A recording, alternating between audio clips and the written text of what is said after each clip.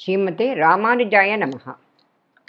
இந்த திவ்ய பிரபந்த பாசுரங்களை எல்லாம் சேவிப்பதற்கு முன்னால் நம் முன்னோர்கள் காட்டிய வழியிலே செய்ய வேண்டுமானால் முதலிலே ஆச்சாரிய வந்தனம் செய்கிறோம்.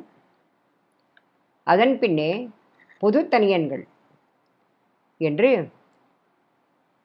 ஆழ்வார்களை தவிர பெரிய இதர ஆச்சாரியர்களெல்லாம் அருளினதான பொது தனியன்கள் சேவிக்க வேண்டும். இப்பொழுது முதலிலே ஆச்சாரிய வந்தனம். சுவாமி தேசிகனுடைய சம்பிரதாயத்திலே வருபவர்கள் ஒரு தனியனும், ஸ்ரீ மணவாள மாமுனிகள் சம்பிரதாயத்திலே வருபவர்களும் இன்னொரு விதமான தனியனும் சேவிப்பது வழக்கம். அதுதான் இப்போது தேசிக சம்பிரதாயத்திலே நாம் சேவிக்க வேண்டியதான தனியன் ஆச்சாரிய வந்தனம். ராமானுஜதயா பாத்திரம் ஞான வைராக்யபூஷணம் ஸ்ரீமத் வெங்கடநாதார்யம் வந்தே வேதாந்த தேசிகம். ராமானுஜதயா பாத்திரம் ஞான வைராக்யபூஷணம் ஸ்ரீமத் வெங்கடநாதார்யம் வந்தே வேதாந்த தேசிகம்.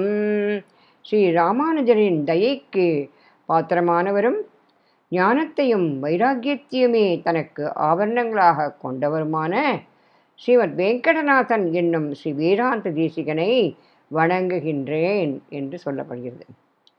அடுத்ததாக ஸ்ரீ மணவாள மாமுனிகள் சம்பிரதாயத்திலே வருபவர்கள் அனுசந்திக்க வேண்டிய இந்த தனியன் ஸ்ரீசைலேஷதயா பாத்திரம் தீபக்தியாதி குணார்ணவம் யதீந்திர பிரவணம் வந்தே ரம்யஜாமாதரம் முனிம். என்ன பொருள்?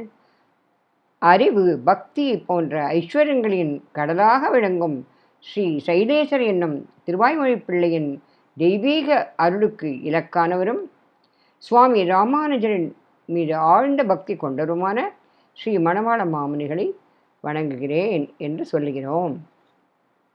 இதற்கு பின்னால் பொது தனியன்கள் சேவிக்கிறோம்.